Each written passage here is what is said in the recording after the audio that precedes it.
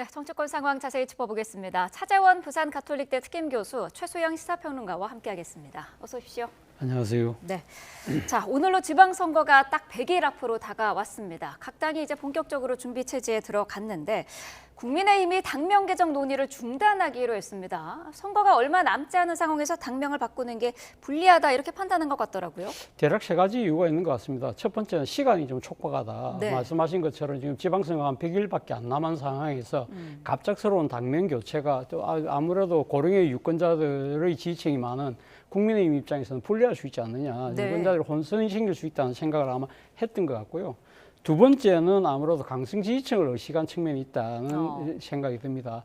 지금 그 대안으로 지금 그 운영되고 있는 당명 중에 하나가 미래연대라는 그 당명이 있는데 네. 사실 미래연대는 그 국민의힘의 전신인 한나라당 시절의 소장개혁파를 의미하는 그 대표적인 단어잖아요. 그런 측면에서 본다고 한다면 강성 지지층 입장에서는 썩 마음이 내키지 않을 거라는 생각이 들고 네. 그리고 제가 생각해서는 가장 중요한 세 번째 이유가요. 디너전 자각인 것이죠. 사실 어떻게 보면 지금 국민의힘을 식당으로 봤을 때는 지금 이 손님이 안 오는 이유가 결국 음식 맛이 지금 문제인데 지금 당장 그 음식 맛을 개선하기 위해서는 주방장을 교체하고 메뉴를 교체해야 되는데 그거보다 먼저 앞서서 식당 간판만 바꾸려고 하는 그런 부분들을 과연 효과가 있을 것이냐. 네. 그런 부분들이 아마 내부에서 치열하게 아마 저는 반론이 제기되지 않았을까라는 생각이 든다는 겁니다. 이것이 어떻게 보면 지금 국민의힘이 당면하고 있는 지금 갈팡질팡하는 현실을 보여주는 한 단면이라는 생각이 듭니다. 네, 새로운 당명이 2개로 압축된 상황이었고 오늘 3월 1일에 발표를 하기로 했었는데 이 두 후보군에 대해서도 당 안팎에서 좀 여론이 좋지 않았던 것 같기도 하더라고요. 그렇습니다. 저희가 정확한 건 모르지만 일단 당명 후보군이 미래연대와 미래를 여는 공화당 네. 2개로 압축됐다는 점, 이게 과연 당 다수의 의견들에 설득력을 가지지 못했다. 이건 분명해 보입니다. 지금 네. 차 교수님 잘 설명해 주셨지만 실질적으로 이게 기업 가치와 비슷해가지고 당명이라는 것도 일종의 브랜드 가치거든요. 네. 근데 이제 국민의힘이 어찌됐건 이걸로 정권을 획득을 했지만 어쨌든 또 이걸로 인해서 탄핵이 됐다 보니까 당명에 대한 여러 가지 애증이라든가 찬반이 있을 수는 있겠으나 그러나 이제 100일밖에 안 남은 선거에서 그 당의 브랜드 가치를 일거에 바꿔버린다는 거는 사실 삼성의 로고를 갑자기 바꿔서 세계 반도체 시장에 나가는 것과 별반 다른 게 없거든요. 그런 측면에서 이게 과연 리스크가 이게 없겠냐라는 아마 그 반론들이 있었을 것 같고요. 또 하나는 축약의 문제도 있었을 것 같아요. 뭐냐면 이제 우리가 통상 보면 지금의 민주당도 더불어민주당이고 국민의힘이라고 하지만 우리가 흔히 국힘이라고 부르잖아요. 네. 그러면 이런 당명도 이제 아마 축약을 해서 부르는 게 이제 관행이 될 텐데 미래를 여는 공화당 입장에서는 공화당으로 부를 테고 미래연대 입장에서는 이게 축약이 어려워서 그냥 미래연대로 가야 될 텐데 이 경우에는 공화당이라면은 이게 과연 국민들에게 소구력이 있을까 이런 부분들도 아마 내부적으로 진지하게 논의가 됐을 것 같고요. 네. 미래연대 이 부분도 좀 여러 가지 그 전통 지지층의 결과는 좀 다를 수가 있어서 상당히 고심이 됐을 걸로 봐요. 근데 중요한 건 이제 이게 장동혁 대표가 야심차게 준비했던 일종의 회심적 카드였는데 네. 이게 이제 그러니까 난관에 부딪힌 거죠. 이제 물론 이제 오늘 의총에서 결론 나기로 했습니다만 사실 네. 최고위원회에서 이렇게 지선 이후로 잠정 결론을 했다면 의총도 아마 따를 가능성이 크기 때문에 네. 결국에는 이제 이 부분이 이제 앞으로 그렇다면은 당의 내분 수습을 위해서 카드를 꺼내들었던 당명 개정이 이제 수포로 돌아갔으니까 그렇다면 어떻게 장동혁 대표가 새로운 리더십을 선보이고 전략 스윙 가능성을 또 내보일지 이게 좀 주목되는 포인트라고 볼 수 있겠습니다. 말씀하신 것처럼 오늘 의원총회에서 이 당명 논의 중단 여부가 결정이 되고요. 또 한 가지 절윤을 거부한 장동혁 대표에 대한 성토도 오늘 이어질 것으로 보입니다. 원내 전형직 당협위원장들 사이에서 장 대표의 거취를 놓고서 대리전까지 벌어졌더라고요. 어떻게 보셨나요? 아무래도 경로는 불가피하겠죠. 사실 어떻게 보면 지난 금요일이었죠. 장동혁 대표가 윤석열 전 대통령 1심 재판과 관련해서 사실은 기본적인 민주적인 인식만 갖고 있다고 하더라도 그런 이야기를 할 수 없는 것인데 12.3 비상계엄이 내란이 아니라는 그런 입장을 계속적으로 취하했잖아요. 네. 그런 부분은 말 그대로 지금 민심의 윽박자가 아니라 민심에 대한 역주행이라고 볼 수밖에 없는 상황이거든요. 네. 그렇기 때문에 상당히 당내에서는 지금 지방선거를 앞두고 있는 상황에서 민심과 유리된 이 지도부에 대해서 강한 성토가 나올 수밖에 없는 것이죠. 문제는 경로는 불가피한데 되는데 문제는 경론의 그 결론이에요. 그렇다고 한다면 민심의 역주행이라고 한다면 극적인 유턴이 돼야 되는데 과연 그럴 수 있을까? 지금 사실 지난 금요일 날 강동혁 대표의 정말 좀 어떻게 보면 상당한, 그러니까 그 민심하고 역주행하는 그런 그 결정과 발언이 나왔음에도 불구하고 사실 당내에서는 너무 그러니까 조용한 그런 상황이거든요. 사실 네. 뭐 지금 뭐 초재선 대표들 몇 명이 이야기를 하긴 했습니다만, 그리고 또 광역단체장 중에서 오세훈 시장 말고는 다 지금 잠잠한 상황이잖아요. 그런 상황에서 본다고 한다면 오늘 경론이 있다고 하더라도 어느 한 명 자신의 기득권을 내려놓고 정말 이 당의 잘못된 이 지금 역주행에 대해서 몸을 던지는 그러한 모습이 과연 나올 수 있을까? 그렇다고 한다면 결국은 경론은 하되 네. 빤한 결론으로 이르지 않을까라는 생각이 든다는 겁니다. 원외 당협위원장들은 지금 나뉜 게 장동혁 대표의 사퇴를 요구하는 쪽이 있고요. 또 대표의 정당성을 흔들지 말라라는 당권파로 지금 나뉘고 있습니다. 지방선거를 앞두고 뭉쳐야 되는 당이 지금 이런 상황인데 어떻게 보세요? 아마 이런 내용은 좀 불가피해 보이는 게요. 장 대표가 누구나 다 예상할 수 있는 일들을 이렇게 말하자면 본인의 강성 지지층에 소구하는 듯이 보이는 이 이유가 장 대표가 과연 몰라서일까요? 저는 선거 전략의 가능성도 있다고 보는 겁니다. 그러니까 네. 장 대표가 취임할 당시에 당원이 한 75만 명 정도 되던 당원이 지금은 110만 명 정도 늘었다는 거잖아요. 그러면 약 40만 명 가까이 늘었다는 건데, 그게 이제 물론 뭐 지방선거 일부 출마자들이 이제 당원을 모집한 그런 결과도 있겠지만, 네. 어찌 보면 장동혁 체제에 동의하는 차원에서 많은 분들이 이제 입당을 해줬다고 봤을 때, 지방선거라는 것은 기본적으로 가장 투표율이 4대 선거 중에 낮습니다. 대통령 선거, 그다음에 총선 등등 해서 4대 선거가 있는데, 우리가 그 4대 선거 중에서 가장 투표율이 낮은 선거가 지방선거라고 보거든요. 그러면 여기에는 가장 말하자면 충성도가 높은 당원, 그다음에 정치 관여도가 높은 당원들이 아무래도 투표에 참여해요. 그러면 이들을 탄탄하게 묶는 코어 지지층으로 해가지고 이른바 집토끼를 탄탄하게 굳혀서 투표장으로 이끌어낸다는 기본 전략은 가능하죠. 그 전략에 따라서 장 대표의 생각은 최대한 굳힐 때까지 굳히는 일종의 굳히고 뻗기 전략. 그러니까 어느 정도 타이밍이 되면 그다음엔 당연히 중원으로 나가야죠. 왜냐하면 생각해 보시면 선거라는 거는 넓히면 이기고 좁히면 지는 게임이기 때문에 탄탄하게 한다면 어쨌든 그 중원으로 나가야 됩니다. 그 타이밍을 제가 보기에 이제 아마 3월 1일 날 원래는 이제 당면 개정을 통해서 그런저런 타이밍을 보고 본인도 얘기했듯이 나만의 타임 라인이 있다고 얘기를 했는데, 네. 이제 그런 과정 속에서 저는 지금 좀 약간 그 강한 일종의 드라이브가 이어지고 있다고 보고, 아마 여러 이제 당의 중진들이라든가 그다음에 이제 다수의 당권파 당협위원장들도 그런 점에 동의해서 지도부를 만든다 이런 얘기를 한 것 같아요. 근데 네. 어찌됐건 터닝 포인트는 와야 되는데 그 시점이 언제일 것이냐, 요걸 한번 주목해 볼 필요가 있겠다는 말씀을 드립니다. 전략일 수도 있다라고 하셨는데 일각에서는 뭐 비대위 얘기도 조심스럽게는 나오고 있더라고요.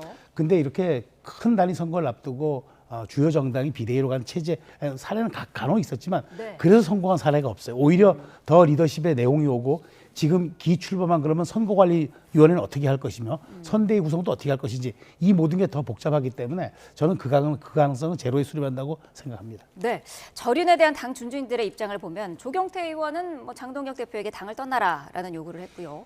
원조 친윤으로 분류되죠. 윤상현 의원은 비상겸과 윤정부 실패에 대해서 사과를 했습니다. 윤상현 의원의 사과는 어떻게 봐야 될까요? 모르긴 몰라도 윤석열 전 대통령 측이나 아마 장동혁 지도부 입장에서는 이렇게 이야기하지 않을까요? 브루투스 너마저도 아마 이 말을 떠올릴 가능성이 저는 상당히 높다고 보는데요. 네. 뭐 사실 윤상현 의원이 지난 탄핵 국면에서 상당히 윤 전 대통령의 탄핵 저지를 위해서 노력했던 대표적인 인물인데, 이렇게 이 태도를 바꾼 것을 염량세 테러고만 볼 수 있을 것인가? 사실 뭐 윤상현 의원은 인천이라는 수도권에서 가장 민심이 요동치는 지역에서 사선을 했잖아요. 그렇다고 한다면 민심에 대한 뭐랄까요, 촉수가 누구보다도 남달리 발달돼 있을 거라는 생각이 듭니다.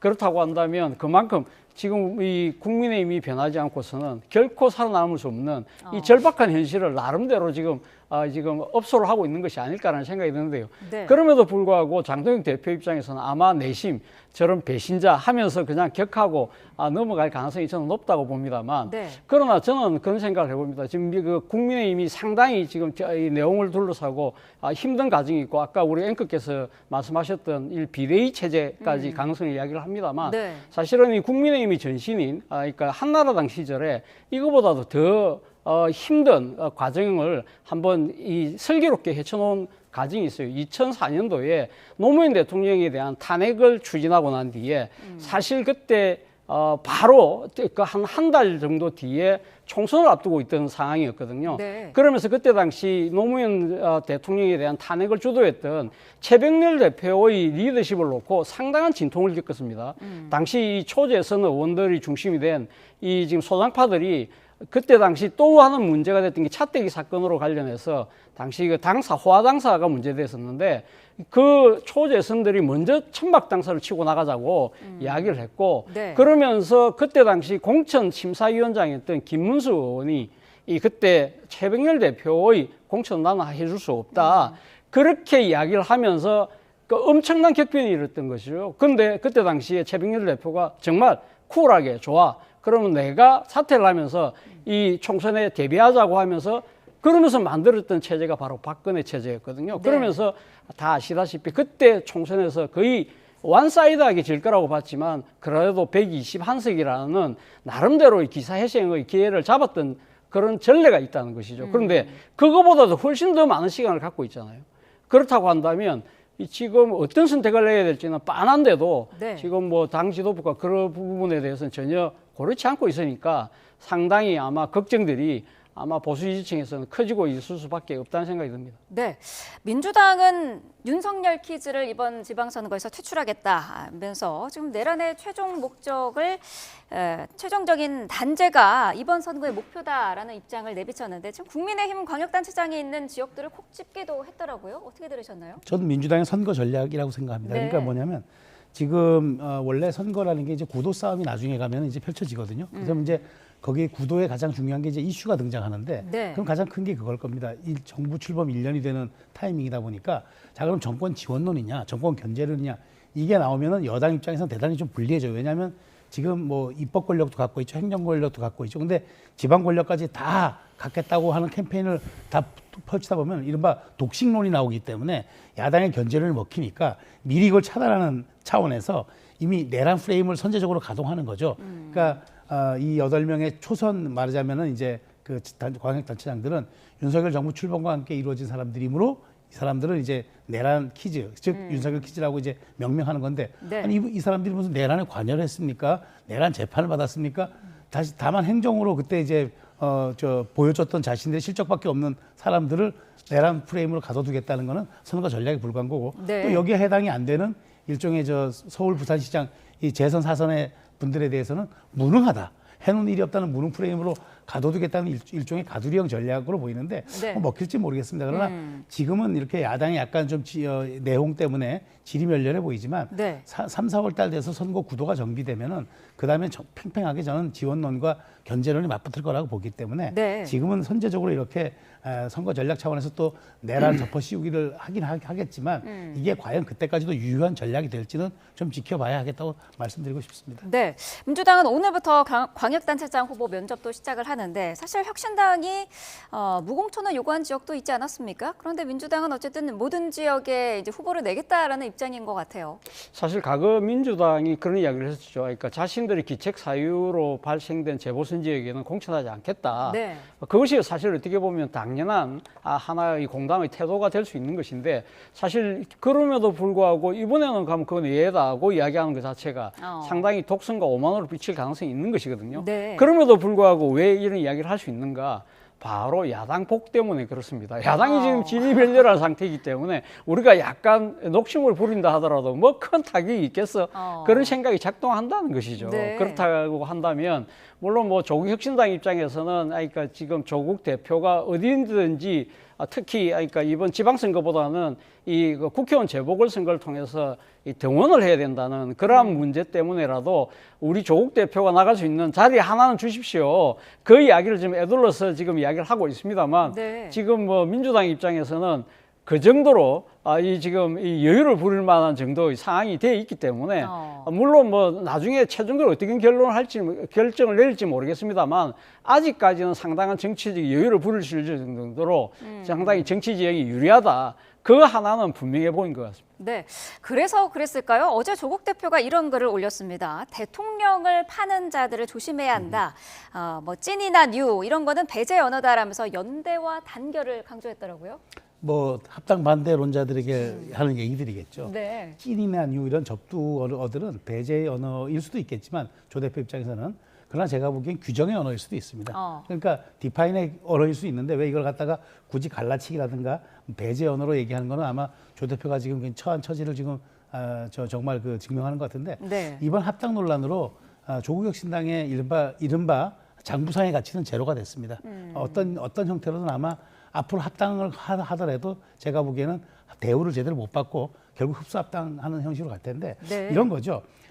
조 대표가 하고 싶은 얘기는 나 같은 사람들이 실제로 진보의 원류들이다, 본류들이다. 근데 지금 뭐 찐이나 뉴 이런 사람들은 뭐 이재명 대통령이 실용이 좋아서 또 들어왔던 뭐하든 어쨌든 이 사람들은 정체성도 없는 그런 사람들이고 일종의 분열주의자들도 있어서 있을 수 있기 때문에 그러니까 진보의 본류 같은 내가 이 적통성을 이어 나가야 된다 아마 그 얘기를 하고 싶을 거예요. 그렇지만 어쨌든 이번 논란으로 정청래 대표도 상처 입었지만 조 대표도 상당 부분 조국 혁신당의 가치를 제로에 수렴하듯 해놨기 때문에 그런 부분에 대해서는 굉장히 좀 위기감이 있을 수 있겠다.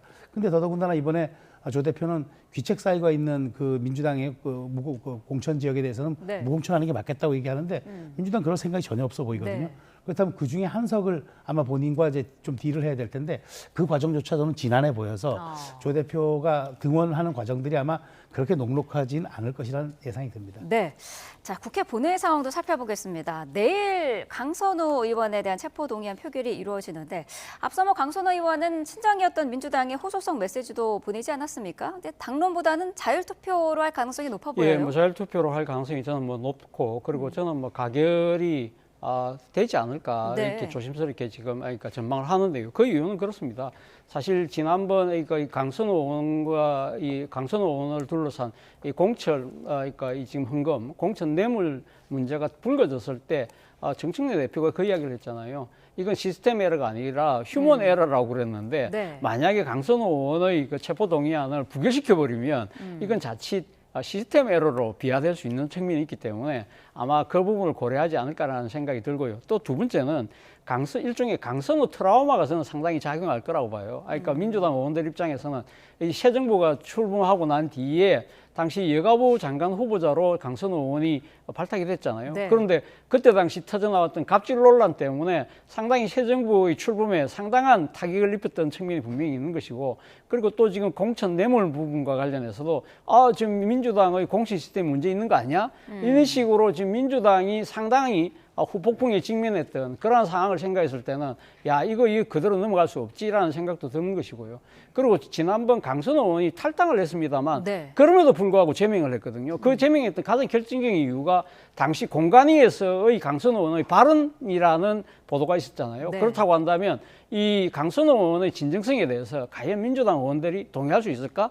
그런 측면에서 본다고 한다면 체포동의안 가결이 이루어질 가능성이 높다는 생각이 듭니다. 가결 가능성을 높게 보는 시각은 많은데 관건은 반대표가 얼마나 나올지다 이런 시각이 있더라고요. 그렇죠. 뭐 아무래도 국회의원들 입장에서는 이 부분에 대해서 뭐 제가 흔히 표현하는 말로 동업자 의식도 좀 있고 그다음에 어디 뭐 이게 강선우만의 잘못인가라는 온종주의적인 그런 시각도 있을 수 있어서 반대표의 얘기가 저도 관심 사항이 되겠지만 네. 그럼에도 불구하고 이 사안 자체가 지방선거를 앞두고 공천 헌금이라는 굉장히 좀 뭐 휘발성 높은 의제에다가 네. 그다음에 또 하나는 이 부분에 대해서는 여야 모두 참 싸고 돌기에는 너무 좀 정말 국민들에게 분노의 의제가 되어버렸기 때문에 네. 저는 반대표가 나오더라도 아마 최소화될 것 같은 생각이 들고요. 이 부분이 아무리 강선우 의원이 뭐 전화를 돌리고 편지를 보내고 했다고 하더라도 지방선거를 앞두고 여야 모두 여기에 대해서는 결사적으로 우리는 여기가 달라요라는 그런 어떤 차별성을 보여줘야 하기 때문에 이 부분에 대해서는 제가 보기에 아마 시기적으로 반대표가 나올 타이밍이 가장 아주 어려운 시기에 이런 지금 표결이 붙은 사안이 아마 강선우 입장에서는 굉장히 불운하게 엮여지는 사안도 될 것이라는 생각이 듭니다. 네, 알겠습니다. 자, 오늘 두 분 말씀은 여기까지 듣겠습니다. 차재원 부산가톨릭대 특임교수 최수영 시사평론가와 함께했습니다. 고맙습니다.